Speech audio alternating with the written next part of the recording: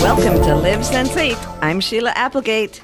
And I'm Zac Hansen. In this podcast, we dive deep into the concepts of consciousness and other interesting trivia in the Netflix Original Series Sense8. We're doing an episode-by-episode exploration of how we can live a Sense8 life. We're also throwing in some special episodes along the way with actors and crew and people who have contributed to the miracle of Sense8. And this week's episode is brought to you by Denise Natishan, Teresa Hallinan, and Divine Phoenix Books. Books with a purpose for a positive change. In this segment, we talk about what's going on in the world of Sense8 fandom, the fandom of Sense8. Tina is the first actor to confirm that she will be at the Sense8 Con in Paris next year. And the results of last week's polls are in, and Zac Hansen is indeed a saint. Though 30% of you or more think he's crazy.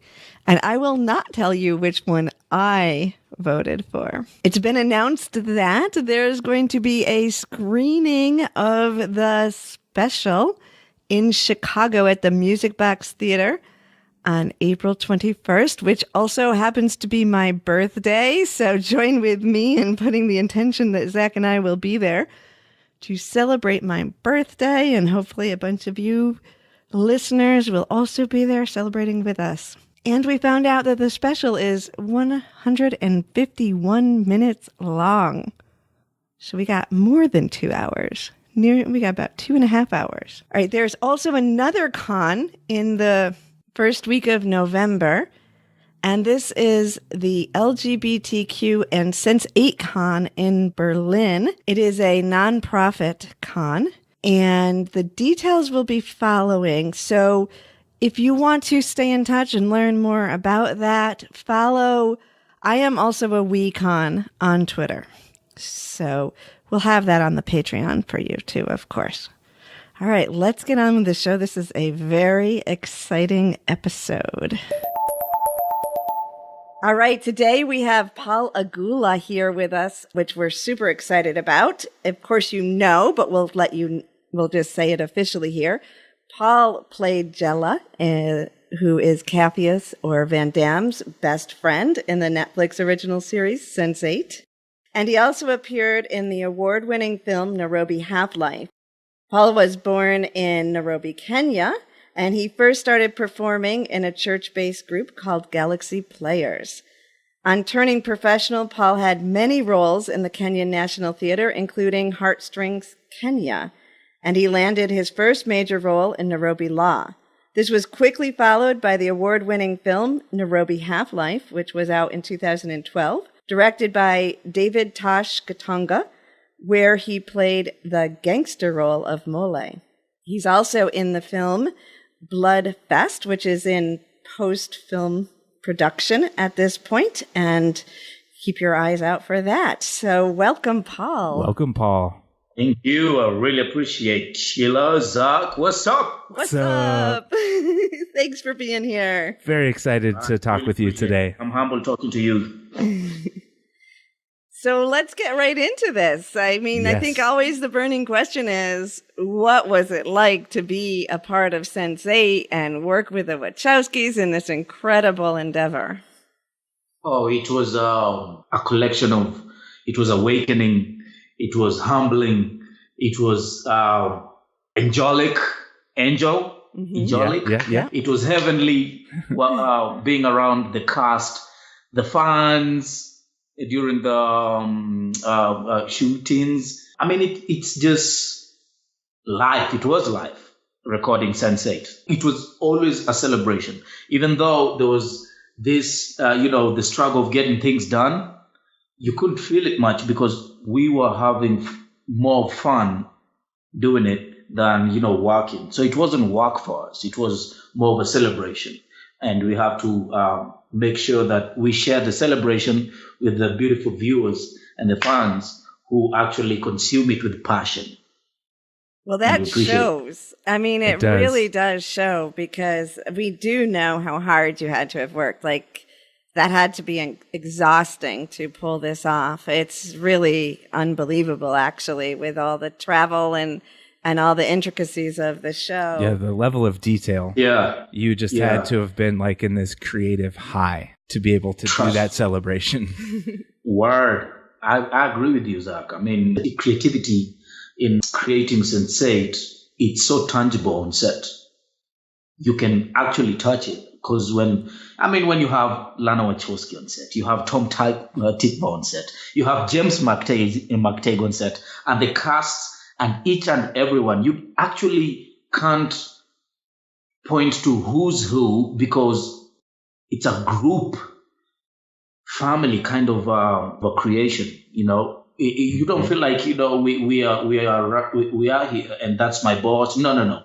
It's much of this is what I have to do, and she over there has to capture this, and it has to come out with most honest depiction it can come out with. And most of the time we achieve it, and through our fans we actually get to determine the magnitude of the success that they get after watching Sense8. So we really get to celebrate the high of creativity when we are creating Sense8. It is always on top. That sounds amazing. It sounds like, to me, it was almost like a once in a lifetime situation. Hopefully there's more of these situations around here, but just to work at that level, I like to see life in fractals. And to me, what you just said was like working with everybody in the way and the level where everybody was just doing what they needed to do on such a high creative level and interacting with each other. It's almost a fractal of how the Sense8s become to know each other and work together. Yeah. I mean, that's like that's the exact image. I'd put them side by side. That's exactly what it is. Awesome. Yeah. So do you think that that's why it's penetrating so deeply into so many fans from all over the world? Like, you infused that vibration into it, because in addition to the storyline, living that as you created it and infusing that into it, it almost created the same thing in real life. I mean, the fluidity from the production, the storyline, and then the fans' response is just incredible, in my opinion. I tell you what, it's with Sense8, it's hard to fake it. Right. Yeah. It's hard to fake it. You have to live the moment.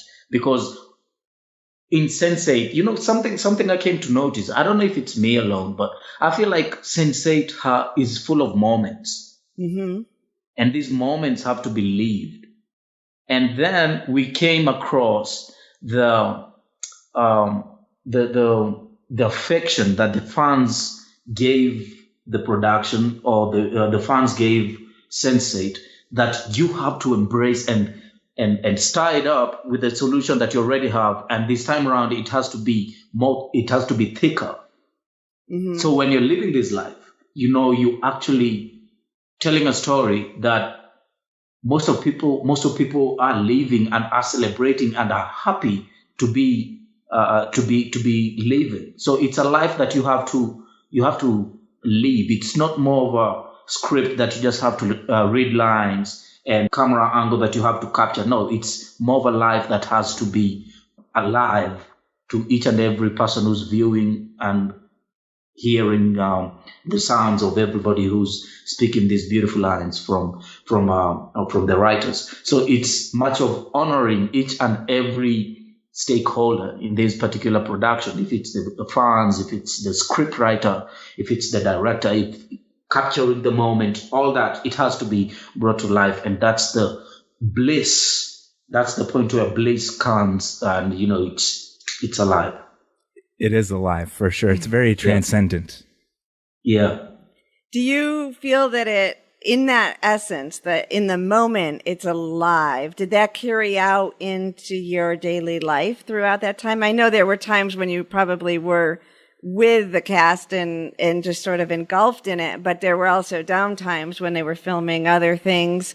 Did it carry throughout your personal relationships and into your daily life through the whole span of it? And has it changed you forever in some way, do you think? That was a big question. From a personal perspective, we keep tabs with each other.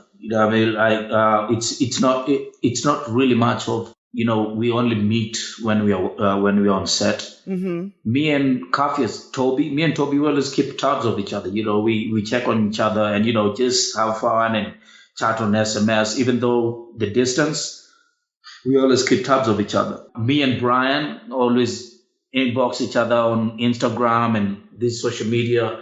I mean, we always communicate, and the friendship is alive. It's always there, and it's not really much of a constituents kind of friendship, where we only meet at work, and after work it's dead. It's not that. It's even offset, without any project, without any promise of having Sense8 season, whatever. We always keep tabs of each other, and we always pray to cross paths in the near future. So we are always friends, and we check on each other. So it's there. It's something that's there. It's something that it's not fake. It's something that brought us together. I'm friends with Amal, the previous Capheus. Uh-huh. Yeah. Yep. Yeah, we are friends. We always WhatsApp, and he shares some of the great things that he's doing. His latest movie, the trailer, he's actually going to have a direction debut. He shared that with me, and we always big each other up, and just being happy for each other. And I pretty much feel like that's what friends are for. So it's always there. It doesn't end. That's awesome. That's quite unique in acting, right? To befriend somebody, I think so, for such a long time, and have that chemistry with people outside of the work after the show is over. It's very important. Again. All right. So you touched on your friendship with the multiple actors a couple times. We'll go over that pretty soon. But right now, let's roll a clip and we'll talk about this. Roll it. Though you must never have seen a zebra after a lion has had its way with it. A lot more worse than this. Lion is definitely a downside. I'll tell you something my father told me. So long as you're determined and you work hard, you can be anything you want to be. And if there's one person who can be a zebra in this world, it's you, my friend. It is good advice. What did you tell your father you wanted to be to receive such advice? Son of a rich man. That's a funny clip. I really love that line a lot. So would you say your character as Jela, do you resonate personally with Jela a lot and his role with Capheus? Let me expand on that a little bit. Do you think, so we just talked about friendships a lot, and you obviously have some good friends, and you have good friends in the cast. What I guess I'm asking you is, you must be a really good friend, aren't you, if you can portray Jela like you did on the show with Capheus?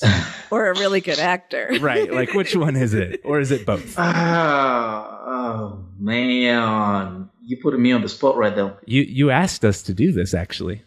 Yeah, I tell you what. When I was shooting, let me try and just be honest with it. I'm going to be so nakedly honest with it. Awesome. When I was shooting at that point, I was much of a loner. Ah, interesting.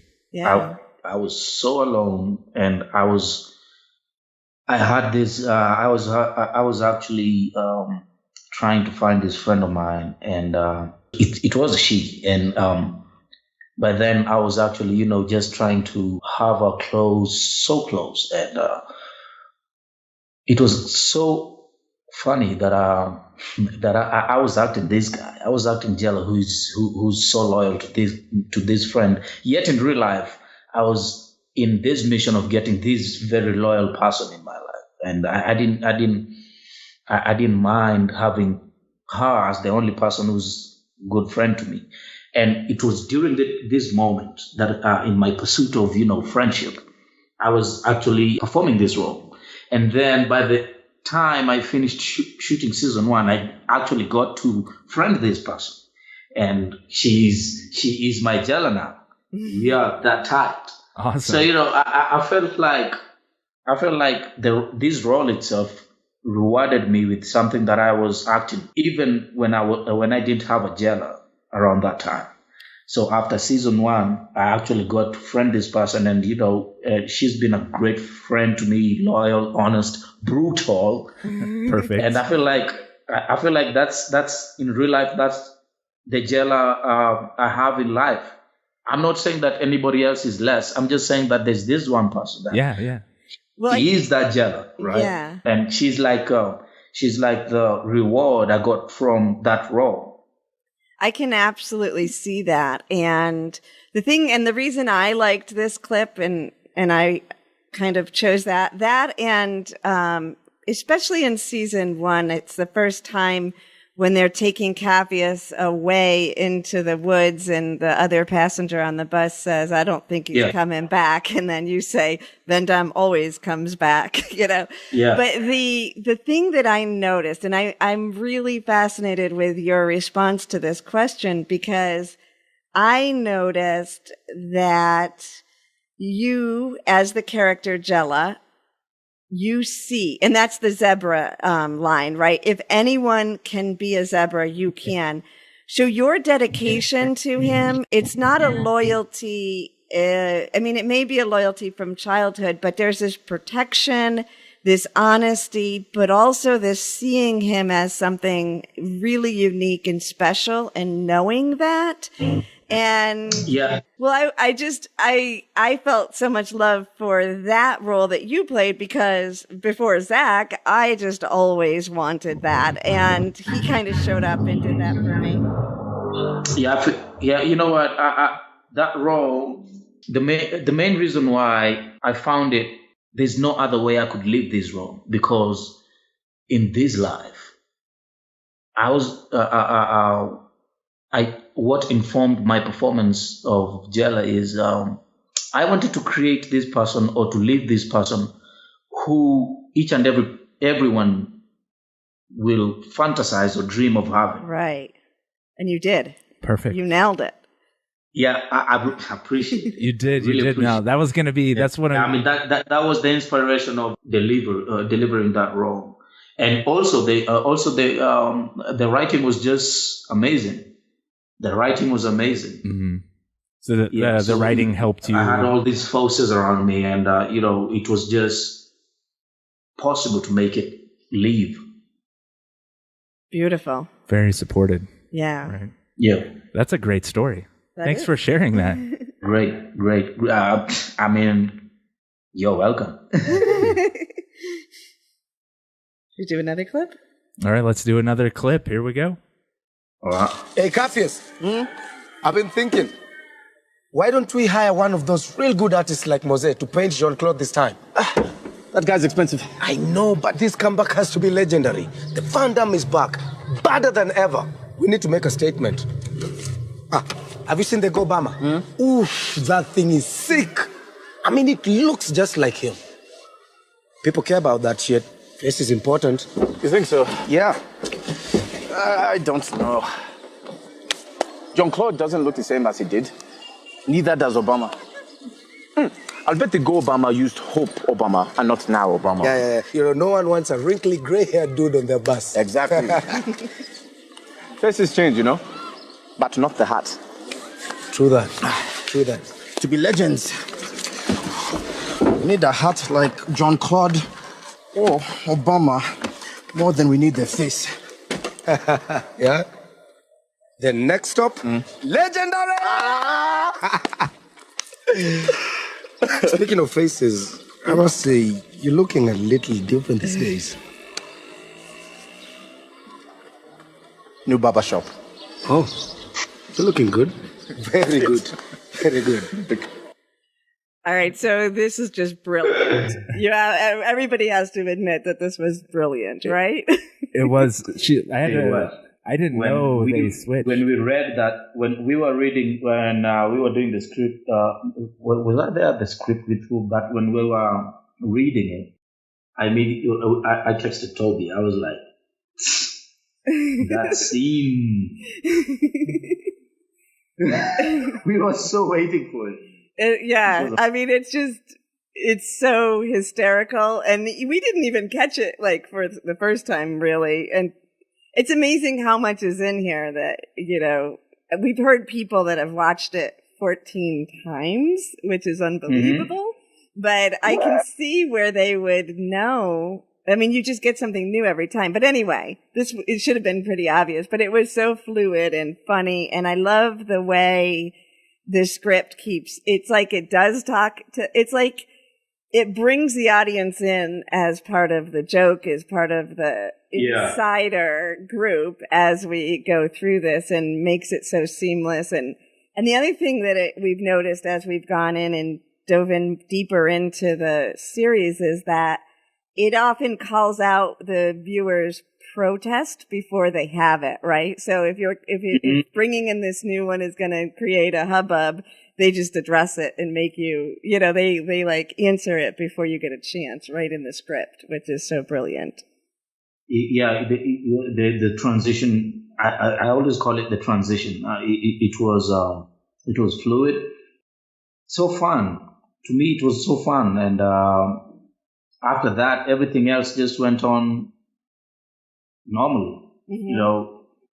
Everything else just went on normally, and it was great. I mean, to me, I had fun with that particular place, and it resonates a lot with me because when we're talking about faces on that particular scene, back here, the matatu business, which is that bus business, is really, really serious. So you have to face really matters. If you have this well souped up matatu, and it's always clean, always full of color and music, you'll be the big thing in town.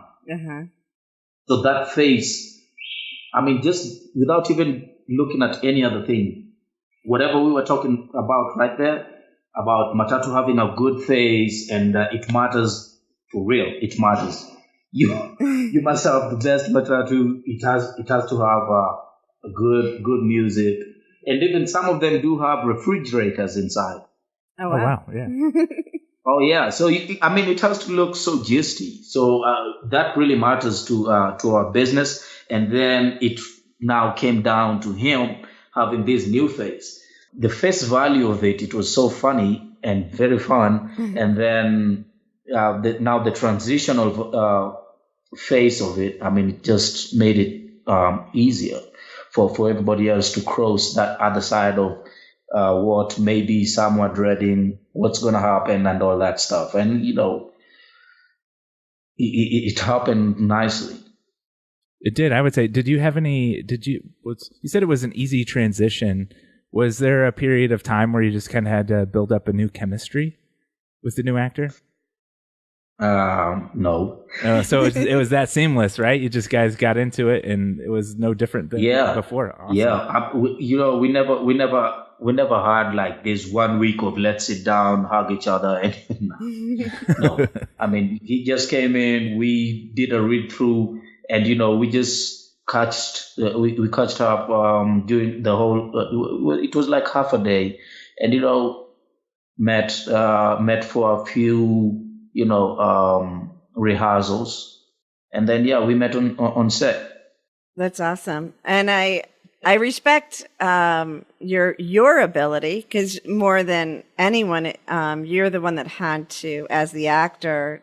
Everyone did. All the 8 did as well. But there's just this this effortlessness to the way all of you transitioned. And from what I've seen, and a respect and honoring like that. Cause I saw some things where people were trying to make it a big deal of like, why did he leave or whatever? But I just never saw any of you respond to it from the top down and just all held such respect. So I want to honor all of, on the behalf of everyone, I honor you. Yeah, I really, really appreciate. I mean, we appreciate that we can't take it for granted. I think that, even here in America, I mean, we are nearer to Hollywood and everything, but we get so used to just assuming that there's going to be drama or like that it's not what's on the screen, but you all just seem to embody the same integrity on the screen and off the screen, which is amazing. That's you know what, I'd say that's what artists do, you know. Yes, and you are what artists. an artist is supposed to do. I mean, there's why create a big fuss out of it if you can still just continue and have peace and have the same fun you used to have. Why create a big fuss out of it? And we really, really appreciate the fans also for not, creating a huge issue out of it, and just everything else continued beautifully, and it's something we have to appreciate. So on behalf of all the cast, I just say thank you. So knowing that it was an easy transition, I did notice there is a difference in. This is when we dove deeper into it to get ready to talk with you. But I did notice, and also because to do that, we went through just your scenes. So, he like pulls it out of the whole big story. But I noticed, and it's beautiful because it matches the transition in Capheus's life. But your relationship does change with him in season 2. But it's subtle. And it feels like it matches, but to me, it feels like it's more to do with his new relationship with the 8 and your role shifts. I mean, I guess you know that because you played it, but I'm pointing it out for everyone and telling you that I noticed it. Your role, it's like your role was almost a little bit more of the protector in the beginning and just the cheer him on. And then it's like you were letting him go and grow up in the second. And it's interesting because you're in more episodes. And yet on the relationship, you're stepping back and pushing him towards his girlfriend, pushing him towards the politics, all of these other things, letting him shine. Yeah. You know what? I didn't know that. Well, you did it. So I good job. didn't know that. But one thing that I had in my mind for season 2 when I read it and we were just playing it out, it's that this is not the same Capheus, right? Right. He's making there's a political step that's happening, and normally any guy or any friend you have, once they get their loved ones, they always tend to just distance this other person, and you can't force yourself into their image too. So you have to step back yourself. So I was kind of just applying that you have to respect Zakia's position, which psychologically was my position, ish. Right. Exactly. Yeah. But now somebody just stepped in, and they're having an intimate moment together, and I'm not there. So I have to give them space and give them the time to just be themselves and love each other. And mine was to always make sure that Capheus is happy, because if he wasn't happy with Zakia, I think that would be a problem with me. Right. And I'd be like, Capheus, what are you doing? You can't continue with her. Leave her alone. Let us marry my wife together. Right. Because she needs more fuck-ups in her life. I just feel like I had to give them that space. Yeah. Well, you did a great job. You did. You imagined up the best friend anybody could ever have, in my opinion, and you played it well. Thank you. Right? Zac. Because you get to protect, you get to look out, you get to have some beers and eat some food and have a good time. And at the same time, you can let him grow as a person, and that's a beautiful thing. Yeah, we don't have to be toxic, do we? No. Relationships need to change as we grow. They have to, yeah. Yeah, that's growth now. Yeah. We have one more clip. All right, we have one more clip. Let's check it out. Play the whole More season if bullets you to have to. find. Let's go. More impossible it looks.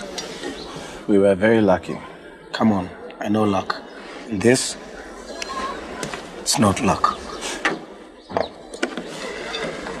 I get that some things are difficult for people to talk about, but when I think about the fact that we haven't talked about that day, it gets me a little upset. Why? You're a damn good driver. You're a loyal son. You're even half a decent mechanic if I'm here to instruct you. However, I've known you since you're 10 years old. And one thing you're not, Mr. Van Damme, is a genius of martial arts. It's me, Jela. Come on. What happened that day with the superpower? There it is. So that's like a key line there. Again, representing male friendship often is you just let that go. I don't know how long long ago that was supposed to, for us it was forever because it was the next season, but I don't know. If it was like a week or a month or. But it's like, the lines again they gave you were so perfect because you would be working on something when you had to talk about something serious. But how was that? And how do you think that was realistic that you could hear that in the role that you imagined him to be? Could you hear that and not think he was crazy? Or what do you think that what did you imagine Jela was experiencing when he heard this? About the Sense8s. This invisible woman talking to your best friend. From Jela in Korea. Who's standing right next to him by a bus. Yeah, so to me, I was like, this, are you going crazy? Are you smoking pot? But then they don't go back to it. So do you think he would have... Yeah, keep going. It was like he was telling me about this woman who was born the same day he was born. She's in Korea and we are in Kenya. We've been in Kenya all this while. I've known him since he was 10. He has never left Kenya. And you're talking about a woman in Korea, and she was there for him, and she was actually the spirit in him, and he was fighting like Van Damme. That's his explanation to me. I don't get it. Right. To Jela, I really don't get what are you talking about? So in the script, Jela doesn't really go back to that. They just go on. So what would Jela have done, do you imagine, because he as much as it makes no sense, he actually witnessed him doing something that he knew he couldn't do. Yeah. Yeah. As I think, like a minute into it, Jela was buying it because I can't deny the fact that I saw him doing all these martial the karate stuff, and I know pretty well he's never trained it anywhere, but he did it, and he did it so perfectly, like we always watch on Van Damme movies, right? And he gave me this explanation, and as much as I doubt it, I still trust Capheus. Right. So he's giving me all these stories about her, and he's now talking about her family members. So it's pretty much starting to become believable. Not immediately, of course, but I have like a step closer to now. Let me listen to the whole of this story. So I actually draw close to get to understand what he's actually talking about, because whatever I saw was impossible, and whatever he's talking about right now seems crazy, but it makes a lot of sense. Right. And I guess even if And now he's talking about this lady who is in jail, and her father was murdered, and Capheus' father was murdered. So there's some kind of dots that I'm connecting, and it's actually making sense to me that there's something right he's talking about, even though it sounds unbelievable. Right. Because telepathical connection, it's not something that a Jela, a real life Jela right here, would grab without him saying that's witchcraft. Yeah, that was we were going to talk about culture a little bit too, and that's what I was kind of interested in, is in your culture for this particular thing, is there, like, I guess you said there's witchcraft, so there's there's no reference point for telepathy or spirituality that's mainstream or anything like that, or science that people could, this wouldn't be normal in your culture. Is that correct? Like, for Jela in that culture, would the average person say, oh, this is witchcraft, if you weren't such a good friend as Jela, right? Do you see what I'm saying? Like, the average person, would they probably have acted differently? I mean, it would be a joke we throw at each other. I'd be like, stop. I'd say it in my language, like, stop it with this witchcraft talk. Or magic kind of magician kind of thinking, right? I'd shrug it off with such kind of a thing, but I wouldn't really base it on that's witchcraft. Really, that's what it is, because in my in my culture, the people who believe that the dead talk with the living, the dead and the living do communicate. So that would be natural for a lot of people. I mean, the dead communicating would be. Yeah. So in some parts down into the countryside, they believe that, and that really makes sense to them. That that the dead would communicate to you through a dream, and you'd actually implement whatever they tell you, or you'd believe whatever they tell you.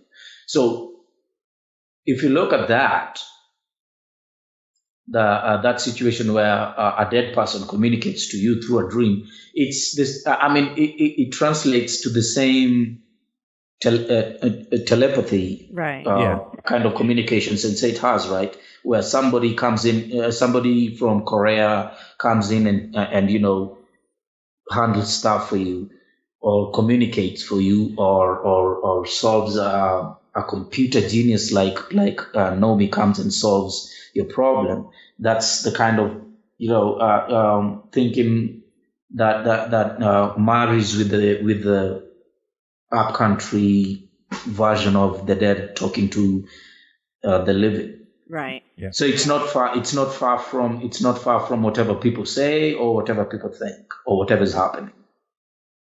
That makes sense. As you said that, I remembered when my son was like 3 years old, I was telling him and his sister about the Iraq War.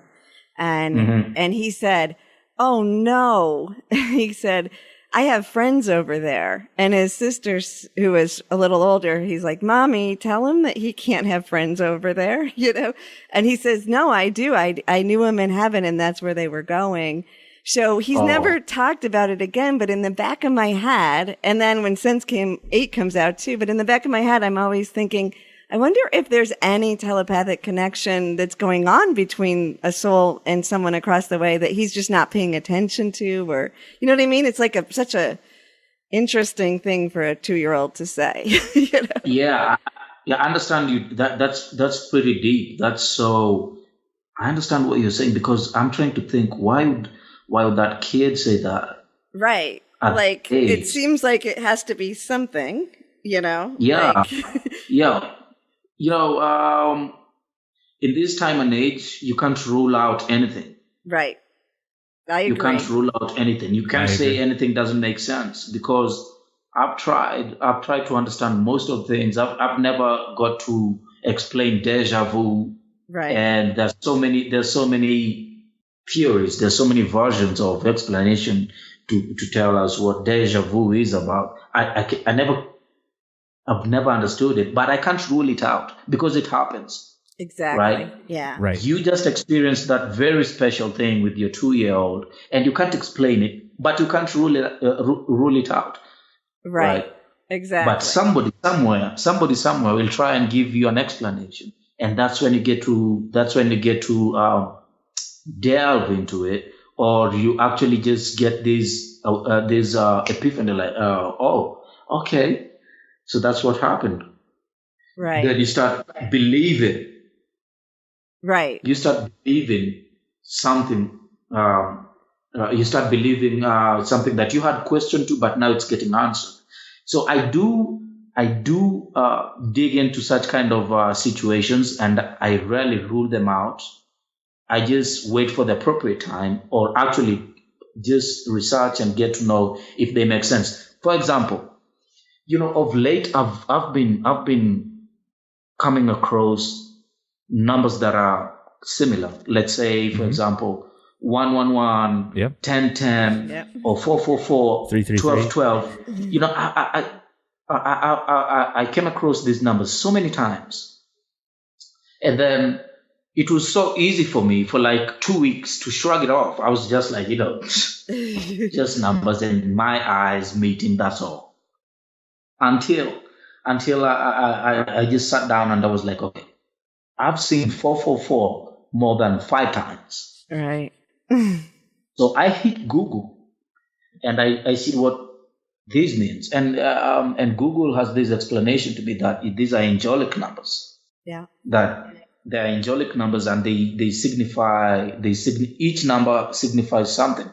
444 signifies you are in sync with the universe, and you should keep on being positive and be loving and kind. And then after that, I could see 555. I could see 2323. I could see 1212, 1313, 1010. I could see 111. So I always go to Google and just see what it means. And you know what? It became a habit. So anytime I come across these numbers, I always go to Google and see what does it mean, and I read what it means. It's an angelic number, and it makes me feel nice. Right. Actually, Yeah. that whatever I've been going through means something. Right. And And It's a message from so beyond. blissful. It's awesome. yeah. And you kind of started a language. Once you started looking it up, then the universe or whatever energy is kind of giving you that message knows you're going to listen. Yeah. And then it happens more and more. And it's a building of a language that you You know what? You're so right. It has become part of my life now. Yeah. That's Anytime awesome. I come across these numbers, just right now, I came across 111. I know what 111 means. Be positive.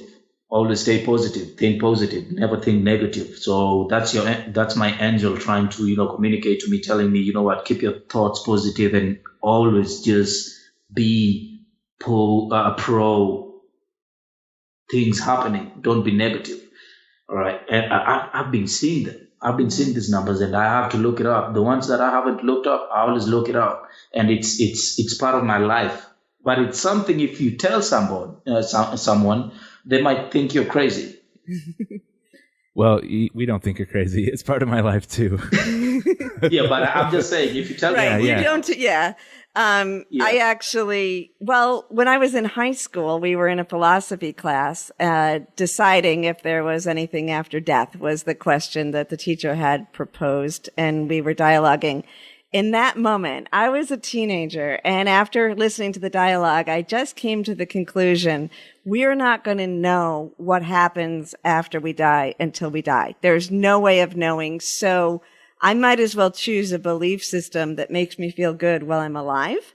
And in that moment, I chose to believe that there was more than the physical, and that we could, open and be in communication.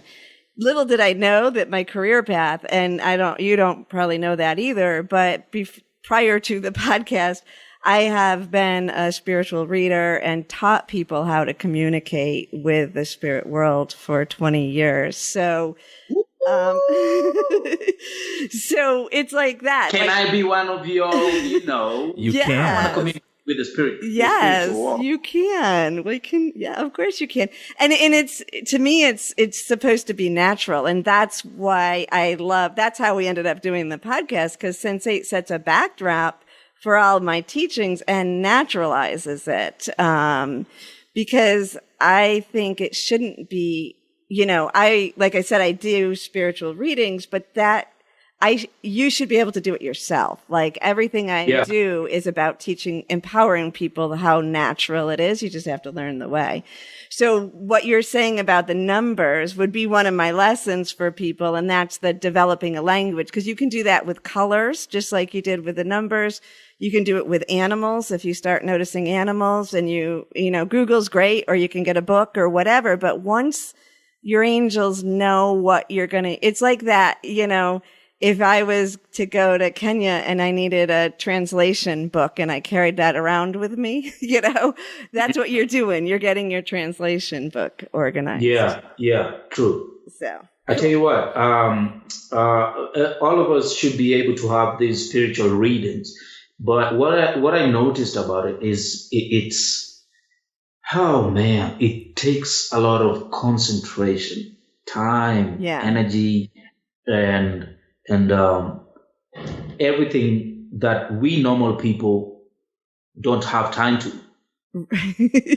Does it make sense? Yeah, it does. You have time though. It's about awareness and mindfulness and those small tiny practices. Awareness takes a lot of time. Yeah, I agree. In the sense that, the way I say that is, we could all be physicists, but I don't have enough passion to put the time into becoming a physicist. Right. Yeah. So I get what you mean. Right. Like, I dedicated my life to it. Not everybody's going to do that. Right. I'd really love to have that skill. That capability to actually just, be a spiritual reader, or actually I'm trying so hard to meditate on myself, which is very hectic. You're in good hands, Paul. We'll get you taken care of. Sheila? Yes. Me. Hey, you know what? Just a starter, I put out this week, a Sense8 inspired meditation online. I heard that. That was you? That's me. Yeah, that's me. You have a voice that just sends somebody somewhere that, you are not on earth. I was listening to it. I listened to it's 26 minutes, 31 seconds. I listened to it, the whole of it. Nice. It is so, what's the word? Hypnotizing. Yes. It took me there. I felt so nice. And I'm going to have it. I'm going to download it and put it in and just, use it to practice myself into that center where I need to just get myself, because it is at that point I need to be, as an actor, I need to always be able to access my emotional side, because I just realized I'm having a struggle with it. But I need to work on that environment, the emotional side of my career. Sheila has actually been on set helping actors with that before. So you are definitely. We'll talk after the show. How about that? Oh yeah. Yes, awesome. And I do know what you mean, because I was going to say a minute ago that being an actor isn't that much different than being a spiritual channeler reader. You're really using the same. It's the same thing. Your art is a different canvas. Mm. Awesome. Well, that's a fun. You're doing a great job. Thanks. One person asked, did you have an emotional pull, or did Sense8 have an emotional pull on your heartstring as it does with fans? It did. Just for season 1, I'm telling you, for season 1, it's so hard. It's so hard being alone, and trying to find this one person who really you can always reach out to and promise your forevers to, and finding this person in a script first before you have him in life, that was something so heavy for me. Right. That's beautiful. I found this person in a movie before I found him in real life. That's something that really resonated to me. And it's just that I'm not much of a teary guy. If I was that kind of a person, I think I would be tearing the whole of the show. But it really, really hit me hard. It really hit me hard, like having this passionate friend and just having this person you can always share your life with. It doesn't matter where you guys are coming from. We're coming from the slums, and we live in the kind of happiness we have together in this bus. It's like we're rolling on limousines and Lamborghinis and mansions and choppers. So we have the state of contentment on Sense8 between Capheus and Jela. That contentment is something that each and every person wishes, and I wished it then. And when I heard it, after that, I just felt like it was a dream come true. That's beautiful. Manifesting through your creation energy. Can you tell us anything? And you know what? I tell you what. I'm sorry. I tell you what. Something I need to add about the emotional pull that the fans have. I kept that for myself because I was reading fan stories, how the show has impacted some of the fans, and I felt like my stories. That's nothing. These guys have been shook by this show, and some of the stories are just, you can't just flash your petty story out there. I felt like I should just keep that to myself. It's way too little for me because there are huge impacts that have been made by the show, and I really, really felt so proud to be part of this project just because of that, just because people felt it, and it changed some lives. It's very fulfilling to have that reward, so to speak, and see that change in people's lives from the work that you do. And Isn't that what art is supposed to do, though? Absolutely. Yeah, absolutely. Transcending lives is what you're doing. And I think your story is equally as important. I mean, we do hear a lot of very powerful stories in the fans, but the subtler stories are equally as important because souls who are doing well but feel alone on earth, in that subtle way that you said, just not having that intimacy, that's equally as important to be filled. And your story is very important. I agree with you. Before we close, can you tell us anything? You are in the finale or special, whatever we want to call it, right? Coming up? Because I mean, I know that's out there because I saw you went to Paris on your Instagram because my job this week was stalking you. I was out there and we had fun. I wish I could say much, but okay. they took that card out of my head. What I could just say is it's a beautiful 2 hours. Beautiful. Coming. It's a beautiful 2 hours coming, and like I always tell each and every person who interviews me, it's never over until the fan says over, right? So I'm always positive about it. That you can never, nothing is impossible. Just like Lana said, nothing is impossible. I agree. And I also I always want to add that it lives on in everyone's heart, no matter what form it lives on. And if we keep it alive in that way, and in each person like you who is touched by it and go, not that you won't continue with this show, because we would love it if you do, but if throughout your life, as you go into other acting positions, you're going to bring that Sense8 ability with you, and lives will continue to transform in so many different ways. I give you my word. I'm going to do that. One thing I have to tell the fans about Sense8 is I think they know about it. It doesn't matter how many seasons we have. We can tell 100 seasons of Sense8, but if it doesn't resonate to our lives, then it's vanity. Right. That is true. Right. Yeah. So me personally, I feel like it's not a lose-win. It's a win-win. Mm-hmm. We've had fun. We've had two seasons of fun and two specials of fun and life changing and art, raw art, and friendship and connections and video interviews like this. It's something that I can't take for granted, and I feel like without this impact we've gotten out of 2 seasons, it's nothing if we never had this. Right. So long as the show, we leave what the show tries to tell us about humanity and life. So long as we leave it, Sense8 is always forever. Exactly. Yep, and that's why we have our show too, so we can continue that message if we get another season. And you guys, that's why you guys are the greatest. Legendary. Legendary. Thank you so much, Paul, for being Paul. with us. I had a great time. You know what? You are a beautiful Which state person. are you? New York. Upstate New York. I was in New York, by the way. You were? When were you in New York? For the premiere. I was in New York for the premiere. You?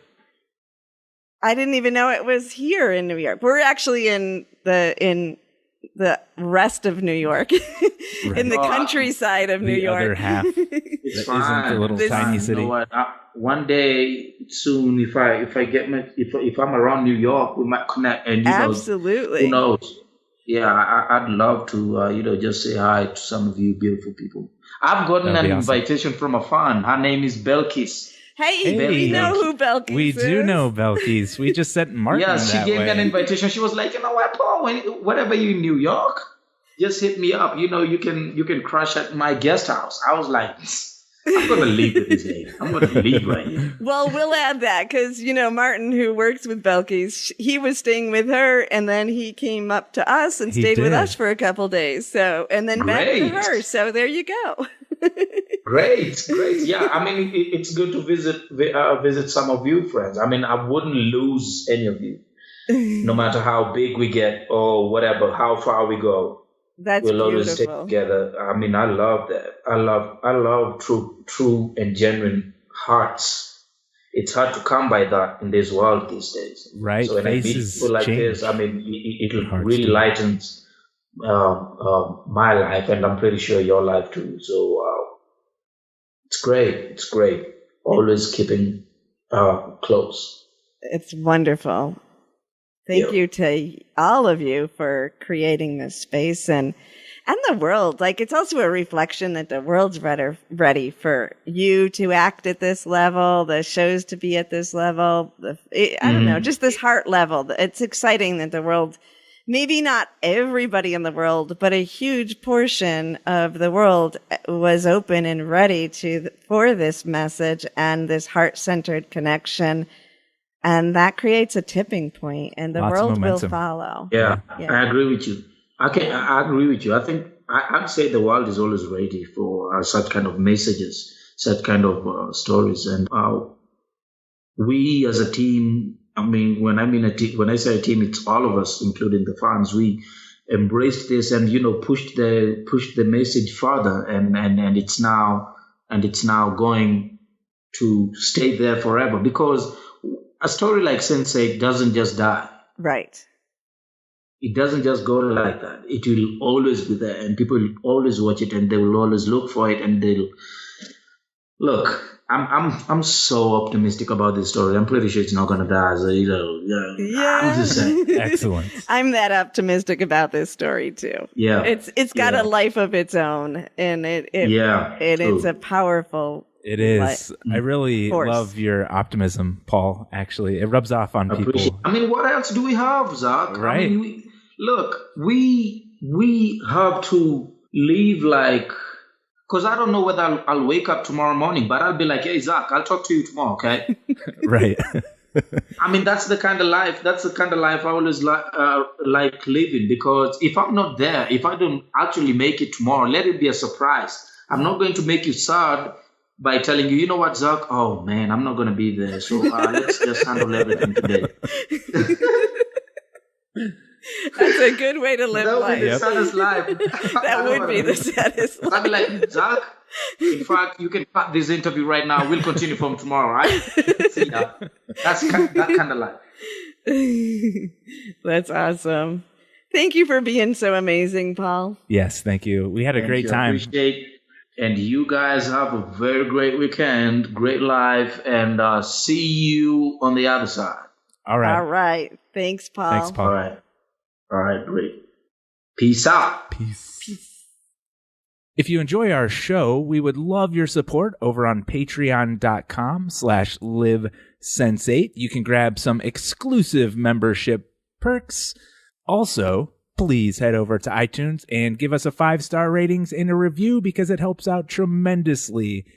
And you can always hit us up on the Twitter at live_sense8.com or email at team@livesense8.com. And thank you very much for spending your time here with us today. We appreciate it, and we appreciate all the love you give us on social media. Until next time.